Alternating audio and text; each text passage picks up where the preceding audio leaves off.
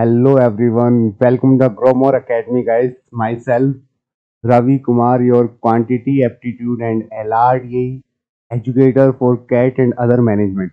So finally इस YouTube पे अपन लोगों ने नंबर सिस्टम स्टार्ट किए, तो एक प्रॉपर सीक्वेंस में क्वांट का LRDA का सिलेबस फिनिश करवाऊंगा मैं अप टू कैट लेवल। तो उससे पहले थोड़ा सा ओवरव्यू देना जरूरी है कि क्वांट में कौन कौन से टॉपिक्स है जिन पे तुम फोकस कर सकते हो एंड क्या क्या वेटेज रहता है। ठीक है, ये एक शॉर्ट वीडियो रहेगा, इन द एंड तक तुम लोग देखना एंड उसके बाद ये सोचना कि क्या मैं इस तरीके से अपना सिलेबस अपने मॉक और सबको प्लान कर सकता हूँ क्या। ठीक है, मेजरली अगर मैं तुम लोगों से बात करूं तो वी हैव 5 टॉपिक।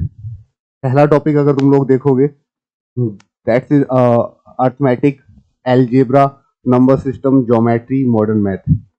इसके कुछ मेजर पार्ट का डिस्ट्रीब्यूशन, वेटेज और अप्रोक्सीमेट क्वेश्चन जो आएंगे उसके बारे में थोड़ा सा लिखा है मैंने। जैसे सबसे ज्यादा वेटेज पिछले 5 ईयर से या फिर कंटिन्यू वे में 40% अर्थमेटिक ने कैरी किया है। कि जस्ट बाद में अगर नंबर ऑफ क्वेश्चंस देखे जाए तो 7 to 9। एक आइडियल अटेम्प्ट बताऊं मैं तुम लोगों को, आइडियल अटेम्प्ट बताऊं तो तुम लोग इसमें 4 to 5 क्वेश्चन किसी भी स्ट्रीम का बच्चा इजिली अटेम्प्ट कर सकता है, चाहे वो कॉमर्स से हो, बीबीए हो, बीएससी हो, बीकॉम हो, बीटेक हो या अदर स्ट्रीम से हो। राइट, एलजेब्रा जो नॉन मैथमेटिकली बैकग्राउंड वालों को थोड़ा टफ लगता है कि सर एलजेब्रा थोड़ा समझ से परे है, कम समझ में आता है। अगर तुम एलजेब्रा को थोड़ा ढंग से पढ़ोगे तो 2 to 3 क्वेश्चन यहाँ भी डूएबल है। राइट, ज्योमेट्री जिसका सिलेबस लिटिल बिट वाइड है, तुम जितना पढ़ो एकदम करेक्शन के साथ, 100% एक्यूरेसी के साथ और 100% डेप्थ नॉलेज के साथ पढ़ोगे तो यहाँ भी 1 to 2 क्वेश्चन डूएबल है। बात नंबर सिस्टम की आती है तो number system is a very important part of your journey, जिसके बिना ये तीनों के तीनों पार्ट क्रैक ही नहीं हो पाएंगे, क्योंकि वो तुम्हें नंबर्स की नॉलेज देगा। बात आए अगर प्रोबेबिलिटी, मॉडर्न मैथ के अंदर परम्यूटेशन कॉम्बिनेशन की, तो that's very very important for your thinking ability. Logical reasoning में वो थिंकिंग एबिलिटी काम में आएगी।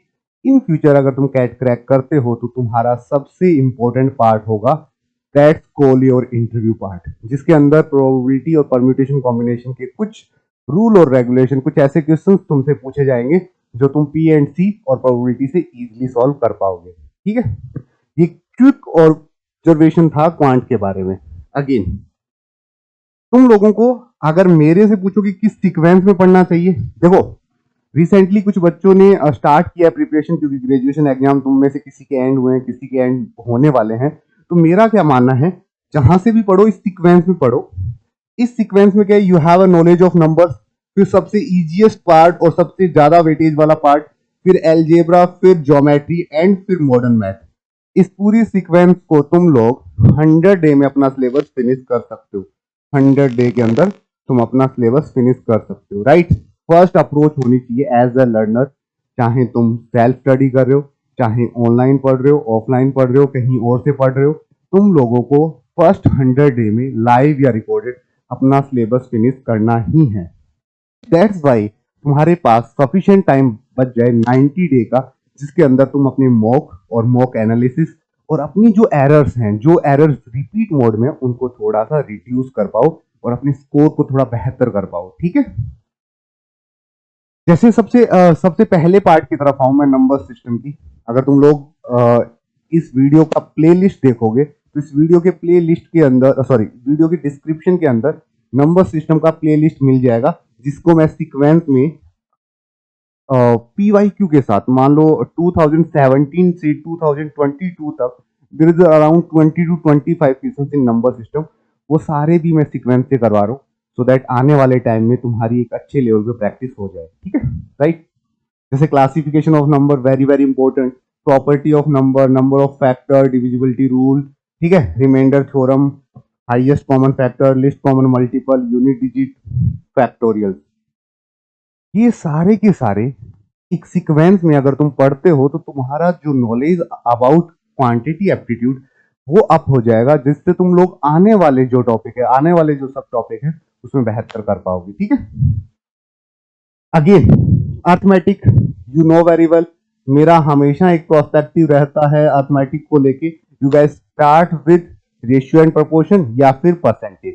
क्योंकि दोनों एक दूसरे को इस वे में शो करते हैं कि जिससे तुम लोग पूरा का पूरा अर्थमेटिक सीक्वेंस में फॉलो कर सकते हो। If you guys go with ratio and proportion, then इसके बाद mixture and alligation and averages, ये बहुत इंपॉर्टेंट पार्ट है। इसके बाद परसेंटेज में सक्सेसिव चेंज, परसेंटेज का ही सब टॉपिक होता है प्रॉफिट एंड लॉस, इससे ही मिलके बनता है इंटरेस्ट, सिंपल और कंपाउंड। इसके जस्ट बाद में टाइम एंड वर्क, जिसका सब टॉपिक होता है पाइप एंड सिस्टम, राइट। सबसे मेजर पार्ट होता है तुम लोगों का टाइम, स्पीड एंड डिस्टेंस। यहां से एटलीस्ट 2 क्वेश्चंस आते हैं और टफ क्वेश्चंस आते हैं। अगर मैं टफ क्वेश्चंस की बात करूं तो पहला टफ क्वेश्चन नंबर सिस्टम से आता है मोस्ट प्रोबेबली, एंड सेकंड अगर मैं कहूं तो टीडीएस से आता है। अगेन देखो, इस वाले पार्ट पे तुम लोग सबसे ज्यादा रिलेट करते हो कि सर अलजेब्रा क्रैक ही नहीं होता।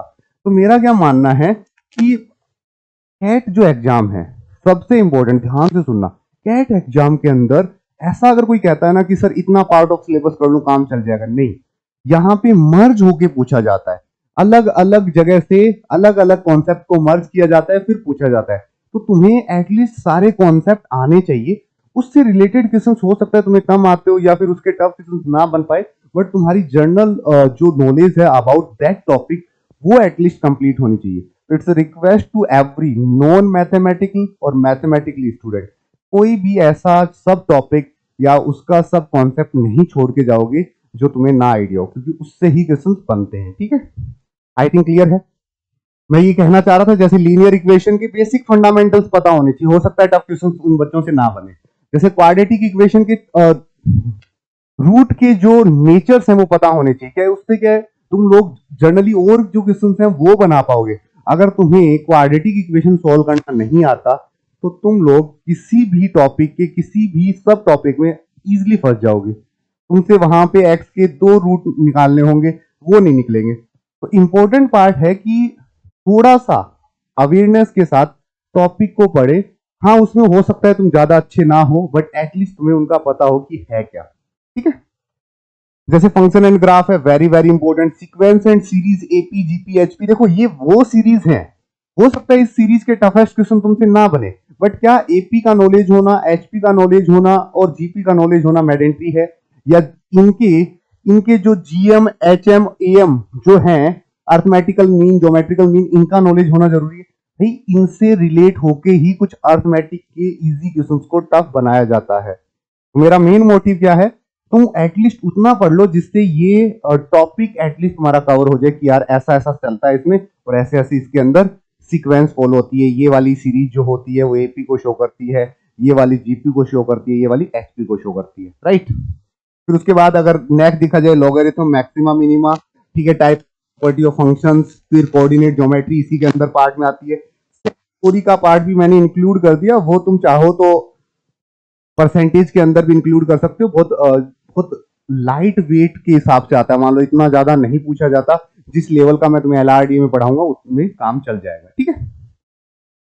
अगेन देखो, अगर तुम ज्योमेट्री मेंसुरेशन के बारे में ज्यादा डेप्थ में सोचोगे तो प्रॉब्लम हो जाएगा। जो जो बोलूं वो करते रहना, पॉइंट लाइन। इसका पूरा का पूरा हैंड रिटन का पीडीएफ तुम्हें इस टेलीग्राम पे मिल जाएगा, ज्वाइन एवरीवन, ठीक है।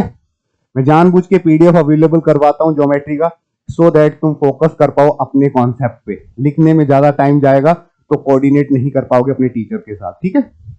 फिर ट्राइंगल्स आ जाएगा, क्वाड्रिलेटरल्स आ जाएंगे, सर्किल्स आ जाएगा, 2D 3D ज्योमेट्री आ जाएगी, वॉल्यूम सरफेस आ जाएगा, और 3D के भी कुछ ऐसे जो क्वेश्चंस यूनिक से क्वेश्चंस हैं वो सीक्वेंस में तुम्हें करने होंगे।